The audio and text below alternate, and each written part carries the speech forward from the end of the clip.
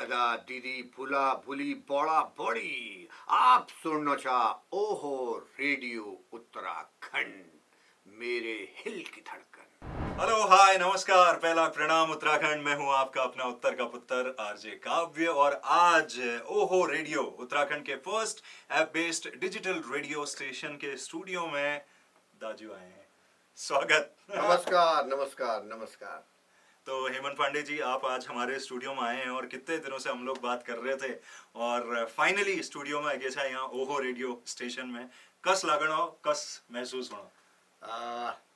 सच बताऊं तो हम भारत भर में तमाम स्टूडियोज में जाते हैं अपनी फिल्मों के प्रमोशन के लिए। दिल्ली, बम्बई, कलकत्ता, मद्रास, इंदौर सब जगह जाते हैं। मैंने कल्पना नहीं की थी कि ऐसा स्टूडियो में कभी अपने उत्तराखंड में देख पाऊंगा। क्या बात। मुझे वाकई बड़ी खुश दिल की बात से अच्छा लग रहा है कि मेरे उत्तराखंड में इतना बढ़िया स्टूडियो है। मैंने कल्पना नहीं की तो उसके लिए ईश्वर को बधाई, धन्यवाद और आपको बधाई। अरे राजू, क्या बात है। मतलब ये तो हमारे लिए एक आशीर्वाद और आपकी तरफ से एक प्यार हो गया, क्योंकि जब भी मुलाकात होती है पहाड़ को लेके इतनी बातें होती हैं, हमेशा कहते हैं कि काव्य तुम करो, तुम में वो बात है और तुम कर लोगे। तो वो आशीर्वाद आप हमेशा देते हैं, उसके लिए बहुत शुक्रिया। और फिल्मों की तो बात करेंगे, लेकिन पिछले कुछ वक्त से हमारी पिछले 5-6 महीनों में लॉकडाउन में कई दफ़ा बातचीत हुई, कई बार मुलाकात हुई और मैंने आपका एक अलग रूप, मतलब एक अभिनेता के तौर पे तो हम हमेशा देखते थे आप कॉमेडी कर रहे हैं, हंसा रहे हैं लोगों को, सब कुछ हो रहा है, लेकिन एक उत्तराखंड के बाशिंदे के नाते, एक उत्तराखंड के बेटा होने के नाते, एक उत्तराखंड का नागरिक होने के नाते मैंने आप में बड़े परिवर्तन देखे। तो ये कैसे हुए, क्या हुआ ये इस बीच? मैं तो इस बात को ऐसे कहता हूँ कि जो आबले नहीं सुधरे वो कभी नहीं सुधरे। क्योंकि कोरोना ने पूरी दुनिया को परिवर्तित होने का मौका दिया, अवसर दिया है जी। कोई भी बुरी चीज होती ही नहीं बुरे के लिए। आप उस तूफान से अगर को रोक लेते हो तो उसके बाद अच्छा ही अच्छा, ये तय है। कोरोना ने पूरी दुनिया को समझने का मौका दिया, दुनिया के महत्व का मौका दिया, एक एक सांस की कीमत को जानने का अवसर दिया। जिनके घरों में लोगों की मृत्यु हुई, उन बेचारों को जो दुख हुआ, जिनकी नहीं हुई उनको जो मौका मिला, तो उससे मैं जीवन पूरी तरह मेरा परिवर्तित हो गया। मैं कलाकार के तौर पे मुझे जो जानते हैं वो जानते हैं। अब मुझे कलाकार इसके अलावा मुझे लगता नहीं कि इसी में जीवन गंवाना चाहिए, इससे ऊपर अभी महत्व है। जिस वजह से हमको ये शरीर मिला है, 84 लाख योनियों के बाद शरीर मिलता है, उसमें हमने जीवन के जीने के महत्व को समझते हुए अपने लिए, अपने समाज के लिए, देश के लिए जितना कर जाए वो अच्छा है। और ये बात मैं आपको बताऊं कि मुझे 20-25 साल हो गए, हम टीवी न्यूज कुछ देखते नहीं है। कोरोना के टाइम पे मैंने थोड़ा न्यूज देखी, रामायण देखा, लेकिन उसके बाद क्या, दिन भर कहीं जा तो सकते नहीं बॉम्बे में, फंस गया था मैं बड़ा बुरा पता बॉम्बे में। लेकिन उस दौरान मैंने न्यूज देखी तो वो मेरे लिए बड़ा दुखदायी था। मतलब न्यूज चैनलों ने जो है अपने टीआरपी के लिए जो कुछ किया उसके लिए उनको सदा सदा पाप लगेगा, क्योंकि उन्होंने मानवीय भावनाओं को इतना डराया है, मैं कह नहीं सकता। तो वो एक चेंज मेरे में आया। फिर उसके बाद जो कोरोना के दौरान मैं वीडियो बना के भेजता था, कुछ काम तो है नहीं अपने को एक्टिव रखने के लिए, खूब जितना कुछ हुआ। फिर 24 जुलाई का दिन था, मुझे शूटिंग के लिए मैं गया भीलवाड़ा, तब से मैं निकल चुका हूँ। और एक तरीके से आपको बताऊं, मैं तो हमेशा ही हर 2 महीने में पहाड़ आ जाता हूँ, गाँव की मिट्टी तक भगवान की तरफ पूछता हूँ, जिसमें चल मोड़ा भी उग जाता है। अब मैं निकल पड़ा हूँ बॉम्बे से। मैं यहाँ से रहते हुए, उत्तराखंड में रहते हुए कहीं भी जा रहा हूँ, शूटिंग कर रहा हूँ, क्योंकि कोई भी प्रोड्यूसर हमें शूटिंग के लिए बुलाता है तो वो हमारा या हमारे स्टाफ का जो टिकट होता है वो बॉम्बे से फ्लाइट देता है, तो बॉम्बे से ना देके देहरादून दे दे। तो अब मैं एक तरह से उत्तराखंड में रह करके, अब जो माटी का कर्ज है जिसने हेमंत पांडे बनाया जिस उत्तराखंड ने, उसके लिए जितना सोशली, जितना अपनी तरफ से हो जाए, उसमें कोई जरूरी नहीं कि मैं किसी संगठन से जुड़ूं, क्योंकि मैं जानता हूँ कमजोर लोग संगठन उठाते हैं। मैं रंगमंच की भूमिका हूँ, तो रंगमंच ने जीवन को जो सत्य दिया है ना, तो उस वजह से अब जितना हो सकता है अपने लिए, अपने कर्म काटने का माध्यम है। अब ये सेवा भाव जो है वो एक जीवन में मेरे परिवर्तन आया है। अब मैं पूरी तरह से यहाँ पे समर्पित हूँ। हालांकि कई लोग इसको समझते हैं कि ये राजनीति के लिए आया, ये नहीं। मैं आपके माध्यम से सब लोगों को बता दूं कि मेरा तो राजनीति से मोह खत्म हो चुका। मेरे तो 3-4 मुख्यमंत्रियों ने कंधे पे हाथ रखा हुआ है, तो मुझे और मैंने अंदर से देख लिया है कि यार सरकारी भाषा जो है आपने सब कुछ ओके ओके ओके हुआ, उसमें अगर यद्यपि लग गया तो मीनिंग चेंज हो जाती है। जी। तो ऐसे लोगों के बीच या ऐसे सत्ता में या ऐसे लालच में या ऐसे फ्रॉड में रह के अपने जीवन को करप्ट नहीं करना है, अपनी जो कार्मिक लेयर है उसको नुकसान नहीं पहुंचाना है। तो इससे मैं राजनीति में भी नहीं, मैं किसी पार्टी में, मतलब ठीक है अच्छे लोग सब जगह हैं, हर पार्टी में है और हर एक के दिन आते हैं। और ये भी बड़ा हम भाग्यशाली हैं उत्तराखंड के लोग कि हमारे 8 मुख्यमंत्री हो गए हैं 20 वर्षों में, जबकि भारत में, पूरे भारत में ऐसी प्रथा नहीं है। मोदी जी 15 बरस वहाँ रहे गुजरात में मुख्यमंत्री, एक ही आदमी, तो उसका मौका मिलता है, विजन मिलता है, वो अच्छा कुछ करता है। और 20-20 बरस तक अभी हम जो बात कर रहे हैं ज्योति बसु, हाँ, ये हमारी ऐसी कौन सी किस्मत है यार कि उत्तराखंड में हमारा हर साल 2 साल में कुछ बदल जा रहा है। तो ये एक दुख का विषय है। और लेकिन मुझे लगता है जब वो दिन नहीं जाते यूं ले नहीं रहूंगा। अब आएगा, समय आएगा। बट मैं ये बात आपके माध्यम से बोलूं, राजनीति से मेरा कोई वास्ता नहीं, मैंने बड़े करीब से देख लिया। मैं यहाँ राज्य मंत्री था तो भी देख लिया। तो और उस चीज का जैसे आदमी के पास करोड़ों रुपया होता है, वो सोचता है अब क्या, बोलते अरे कोई मंत्री पद का ये करो, और जिसके पास खरबों रुपया, जिसके अपने हेलीकॉप्टर चलते हैं, उसकी भी एक लालसा रहती है, अगर सब कुछ है मेरे पास, अब मैं पैसा दे के ही सही मैं यहाँ का मुख्यमंत्री बन जाऊं या कुछ बन जाऊं, हमारी वो लालसा भी नहीं है।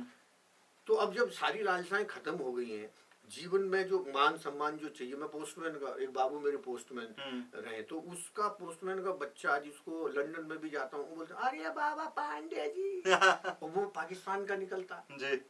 तो ये प्यार मिला। अरोसा एक छोटा सा देश है, अरोसा यूरोप में, वहाँ तो लोग हिंदी अंग्रेजी जानते नहीं, तो वहाँ भी होटल में जहाँ हम रुके थे, तो वो बोली कि मुझे उसने देखा है ब्लू आइज वाले लड़के की पिक्चर, वो क्रिश का जिक्र कर रही थी। तो इतना मान सम्मान किसी मुख्यमंत्री को किसी विदेश में जाके मुझे नहीं लगता मिलता होगा, जब तक वो लाव लश्कर के साथ जाए और उसके आगे बोर्ड लगाओगे कि मुख्यमंत्री फलाना, तब शायद आदमी ध्यान देगा। तो ये ईश्वर के आशीर्वाद का ही फल है कि जो लोग मुझे इतना जानते हैं, प्यार मिला है, चाहे वो ऑफिस के पांडे जी के रूप में हो, चाहे कृष के रूप में हो, या और जो फिल्में अभी अब काम कर रहे हैं या शूटिंग जो कर रहे हैं, तो मैं इतना ब्लेस्ड हूँ, इतना धन्यवाद देता हूँ ईश्वर का, माता पिता का, कि कहाँ पिथौरागढ़ है और आज दुनिया में सब कुछ हो रहा है। और अब मजा तब हो रहा है जब आप अपने जीवन जीना अपने हिसाब से शुरू करते हैं, तो यहाँ से जिंदगी जीने की शुरुआत होती है। मैं कई बार मुख्यमंत्री जी के लिए भी कुछ बोल देता हूँ, क्योंकि मेरा एक तो मैं छुट भैया नहीं हूँ, न मुझे विधायक बनना। हाँ, एक बार जरूर था कि मैं लोकसभा नैनीताल से चुनाव लड़ रहा था भगत सिंह कोश्यारी जी के खिलाफ। प्रकाश पंजी का फोन आया, हेमंत तुम तो बाद में भी लड़ लोगे, ये कब लड़ेंगे? तो वो एक भाव आया और गया। और आज मैं भगत दा के यहाँ, राज्यपाल जी के यहाँ जाता हूँ, हमें खुशी होती है। उत्तराखंड का आदमी छाती है कुर्सी में चौड़ा करके फोटो खिंचाते हैं राज्यपाल भवन में, तो हमें बड़ा महाराष्ट्र गोवा के राज्यपाल। तो ये सारे फेजेस दुनिया और ये तमाम चीजें देखने के बाद अब जीवन में इतना आनंद आ रहा है कि अब जितना अच्छा हो सकता है, जितना अच्छा सोचते हो, मुझे लगता है सारा खेल सोच से शुरू होता है, ज्ञान से नहीं। बिल्कुल। तो ये है। नहीं, जबरदस्त है। तो इस बीच अभी बहुत सारी शूटिंग भी चल रही है, आप भीलवाड़ा का एग्जांपल दे रहे थे, फिर बीच में आई थिंक राजपाल भाई के साथ आपकी तो बहुत घनिष्ठ मित्रता है, आई थिंक ऋषिकेश वगैरह कहीं आए थे, अभी फिर आई थिंक आप जा रहे हैं मोहाली या कहीं। मोहाली जा रहे हैं। तो क्या कुछ चल रहा है इस बीच पिक्चरों को? इस बीच हमने कोरोना के बाद जो है, मैंने 3-4 फिल्में की हैं, और जुलाई 24 से निकला था, तब से निकला हूँ मैं। अब अंदर से चूंकि भाव ही आ गया, और घर में ससम्मान, पत्नी को भी पता है कि ये तो, मैंने उनको बोला कि शूटिंग होगी मुंबई तो आएंगे, या आप लोगों से मिलना होगा तो आएंगे। उसके अलावा मेरा मुंबई में कोई उस तरह का लगाव नहीं है। हाँ, जब यहाँ बहुत जाड़ है जल तब नहीं किले, वहाँ बम्बई स्वर्ग है, 3 महीने के लिए स्वर्ग है। मैं तो चाहता हूँ हर उत्तराखंडी का बम्बई में एक निवास हो जाए, सच में। वहाँ के थोड़ा ना, यहाँ शरीर अकड़ जाता है, तो वहाँ एकदम रिलैक्स आता है। और खास तौर से बुजुर्गों के लिए तो वो धरती इतनी कमाल की है, पूछिए मत। हाँ, फिल्मों का ये था कि वो उसके बाद मैं बनारस गया, राजीव रुहिया हमारे डायरेक्टर हैं दोस्त, उन्होंने जिन्होंने love oh my friend Ganesha बनाई थी, जिसको नेशनल अवार्ड मिला था, उनकी अभी फिल्म आ रही है लव यू शंकर। अच्छा। तो वो श्रेयस तलपड़े और काजोल की बहन है तनिषा। हाँ। और मैं हूँ, हाँ। और अभिमन्यु एक अच्छा। एक्टर है, साउथ में बहुत काम अच्छा, करते हैं, हाँ। विलन का। हम्म, तो वो एक बहुत बढ़िया मेरी फिल्म आने वाली है। हम्म, हालांकि मैं हर किसी को बढ़िया तो नहीं बोलता, उसमें वो कहानी अच्छी है, डायरेक्टर अच्छा, तो वो बढ़िया है ही है, हम्म, और बड़े इमोशन से काम हुआ है। तो वो एक फिल्म मेरी आएगी। हाँ। और अभी मैंने और मजा लिया जिंदगी में, मेरे मोबाइल में 6470 हाँ, कॉन्टैक्ट एक मिनट मैंने देखा, मैंने कहा अरे बाप रे, और है कि जाइए कितने लोग दुनिया में, हाँ। 2 4 5। हाँ, मैंने डिलीट ऑल का बटन दबाया, उड़ा दी। सब उड़ा दिए। और उसके तुरंत बाद ही 1 घंटे बाद ही अभी जिस जो शूटिंग के लिए जा रहा हूँ ना, उस डायरेक्टर का फोन आ गया, हाँ। क्योंकि किसी का इतनी नेगेटिविटी रख के क्या करूंगा। तो वो एक नया जीवन में आया, और मुझे लगता है तुम कर पाओगे ऐसा। मुश्किल है। लेकिन जो सुन रहे हैं अगर वो कर पाए तो बहुत मजा आएगा, हाँ, क्योंकि नकली रिश्ते रखना ही नहीं चाहिए आदमी हाँ। को। उसका भी टाइम खराब, आप किसी से 2 साल बाद भी मिले, 1 साल बाद भी मिले, नहीं भी मिले, तो आपकी वाइब्रेशन बहुत बड़ी चीज है, मोबाइल से ज्यादा वाइब्रेशन है। बिल्कुल बिल्कुल। यहाँ से आवाज जाती है उस तक, बिल्कुल। जो हमारी हिचकी लगती थी ना पहले, बटुई ओए बाटुली, तो ऐसा याद करन दीजिए वाली। गुटगुटू ओए। मैं कहीं बटुई लगाई ओए। है। तो वो एक बड़ा मजेदार चीज की। हाँ। और हालांकि जिसको आपको खोजना है वो खोज लेता है, बिल्कुल। ढूंढ लेता है।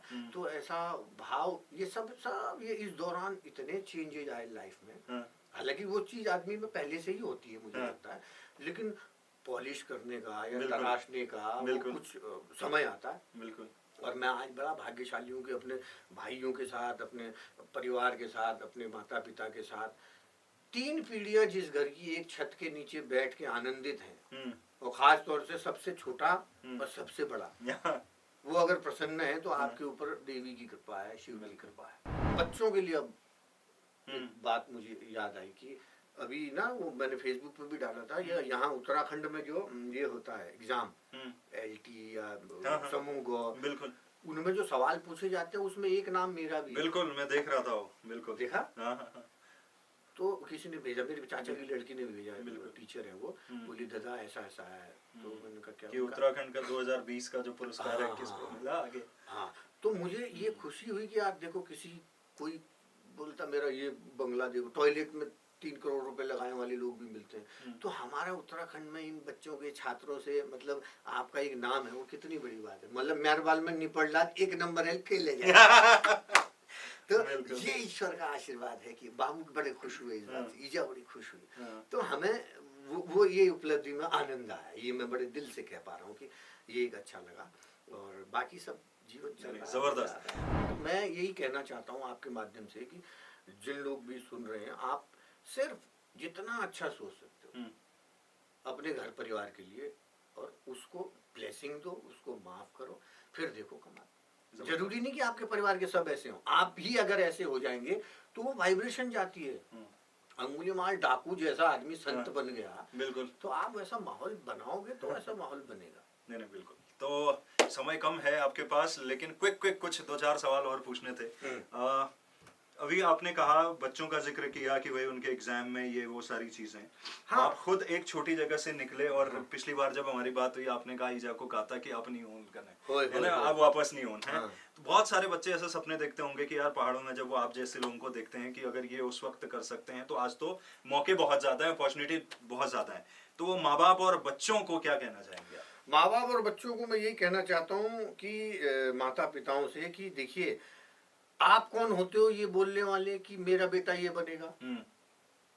सिर्फ आपकी कोख से वो जन्म लिया, उसने चुना है आपको, आपने नहीं चुना। ये बात सच्चाई से स्वीकार कर लेनी चाहिए कि वो अलग इंडिविजुअल आदमी है। उसने आपको चुना है। आप क्योंकि 5 साल का 10 साल का बच्चा थोड़ी कोई पैसे ला पाएगा, कमा पाएगा।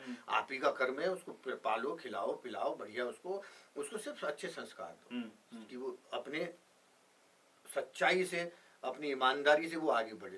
तो जब भी आप बम्बई जाते हैं उत्तराखंड से, हमने सुना है और आपने भी बताया है, ब्रीफकेस के अंदर लौकी दाल, इस बार क्या जा रहा है? इस बार जानना ही चाहते हो तो सुनो। देखो पहले पहाड़ से चीजें जाती थी मुंबई दिल्ली, मैं तैयार लाया इस बार बम्बई से। अच्छा 5 किलो तरुण बोलते हैं हाँ, ना, तरुण, हाँ। तो 5 किलो तैयार लाया। मैंने कहा यार यहाँ नहीं मिला लिया, शिवरात्रि दिन मिला, तब तक क्या करेंगे। बाबू हमारे बड़े शौकीन है, अच्छा हमें भी बड़ा मजा आता है कि उसको उबाल के नमक लगा के, अपना पहाड़ी नमक लगा के खाते हैं। तो बम्बई से मैंने तैड़ और बड़ा पाव लाना शुरू कर दिया आजकल। अरे भैया। और यहाँ से हरी सब्जी और उसका आटा, मडवे का आटा, जो जो हो सकता है, हाँ, बढ़िया। बांगक दाना, अच्छा हाँ, तो वो सब पैकेट वो तोला जा रहा है। कल जा रहा हूँ ना मुंबई, तो वो कितना हो रहा है? हाँ, केबिन में जाएगा कि लगेज में अलग से? केबिन में जाएगा कि लगेज में। और आजकल ये फ्लाइट वाले बड़े चालाक हो गए, उनको अब हम भी ये समझ गए ना कि ये चालाक हो गए। होता क्या, पहले क्या था कि 1-2 किलो छोड़ देते थे, अभी उनकी सर्वाइवल ही इसी से चल रहा है कि आपका जहाँ 16 किलो या 18 किलो हुआ तो आपको 300 रुपए के हिसाब से चार्ज करते हैं। और आप चालाक हो कि बैग में भी ले गए, बोलते हैं बैग भी तुलवाओ, जो है कैरी बैग है ना, हैंग बैग, वो 8 किलो हो गया तो 3 उसका 6 किलो का वो खींच जाते हैं। तो हम भी चालाक होंगे, हमने मशीन रख दी है घर में वेट वाली। अच्छा तोल के ही ले जाएंगे बोले हैं। अपन कॉन्फिडेंटली जाते हैं, खुशी से मजा आता है। नहीं सही है। तो दाजू जब भी आपसे बात होती है बड़ा मजा आता है, बड़ा दिल खोल के बातचीत होती है। और जब भी बात होती है, पिछली बार तो हम मिले थे, उसका कोई रिकॉर्डिंग नहीं है क्योंकि हम एक दावत पे मिले थे, प्रोग्राम में मिले थे। और आपने जो माहौल वहाँ गीत संगीत का बना दिया था, तो आज हमारे देखने वालों को, अच्छा पिछली बार जब मैं घर आया था आचार्य जी के, आपके देहरादून वाले घर, आपने एक गाना गाया, लोग मेरे से पूछते रह गए ये गाना कौन सा है, वो वाला घर चु रंगीलो घरवाली रंगीली मेरे डब जस परिवार मेरे, हाँ, ऐसा करके। अब मैं खुद ही नहीं बता पा रहा ये गाना कौन सा है। अच्छा, मैं देखो, मैं ना उत्तराखंड में पिथौरा 32-33 साल से तो मैं घर से निकला हुआ हूँ। तब से ये कर रहा हूँ, एक्टिंग, अभिनय कर रहा हूँ, रंगमंच हो चाहे फिल्म हो, टीवी हो, कुछ भी हो। उससे पहले मैं पिथौरागढ़ में, जो हमारे क्षेत्रीय दल होते हैं ना, पर्वतीय कला केंद्र में, मैं वहाँ होता था। तो जो आज कोई यहाँ पे बोलते हैं ना बेड़ूपा को, ये मेरे तो बचपन से ये यहाँ घुसा हुआ ना, हम तो यहीं से शुरुआत की थी, उन्हीं मंचों से। तो वहाँ ये गाना हमने सुना था। और एक वहाँ होता था रामी बोरानी, अच्छा नृत्य नाटिका। तो वो जो लड़की वाला रोल तो अपने को मिलता नहीं था क्योंकि लड़की होती है उसमें, और जो आदमी जो साधु बन के आता है वो भी नहीं है क्योंकि बड़े लोग करते थे वो रोल को। तो आमा वाला रोल था, बुढ़िया वाला, वो मैं करता था। और ये जो गाना मैं क्या जो बोल रहा था, ये भी वहीं का सीखा हुआ। तो आज कौन सा गाने के साथ समापन होगा इस कार्यक्रम का? हिट बासु न जानू जल जीबिए के भालो कतिका जल जीबिए, हिट बासु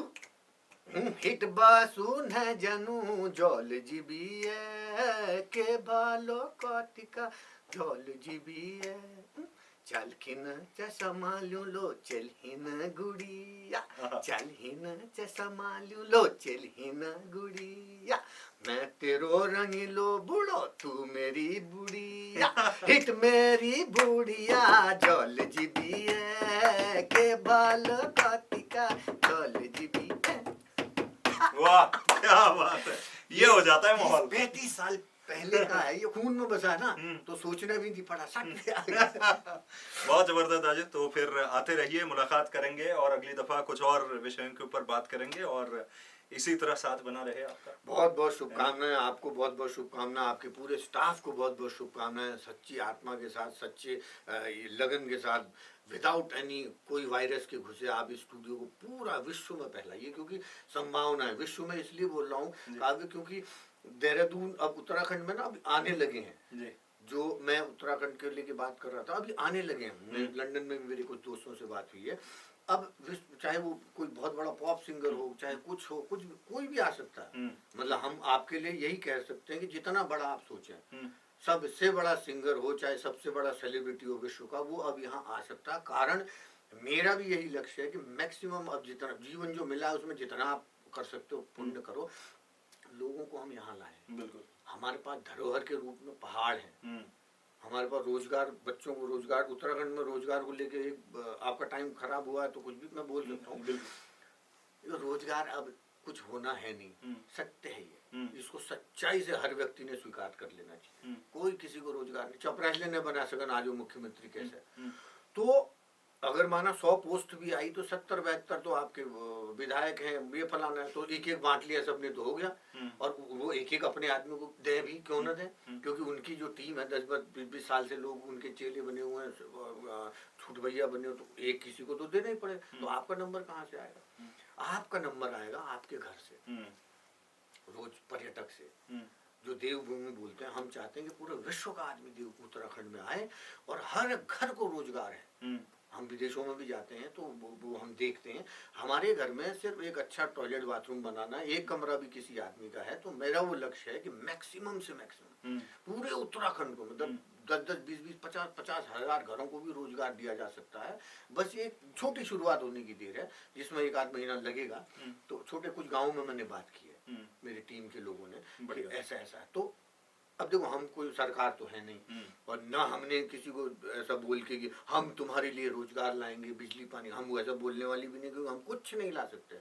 लेकिन हम पर्यटक को उत्तराखंड ला सकते हैं, और उसको हमारे के एक भाई जो बेरोजगार है, उसका एक घर है, एक कमरा है, तो वहाँ उसके रहने की व्यवस्था हो और उसका वो परिवार चल सकता है। जबरदस्त, ये एक संभावना है। मतलब अब मैं राजनीति से एकदम अलग बात कर रहा हूँ। राजनीति तो ठीक है, एक है या नहीं भी मान के चलो, उसको नहीं भी मान के चलो आप कि छैना उत्तराखंड राज्य ही नहीं बना, हम इसको देवभूमि मान के चलिए।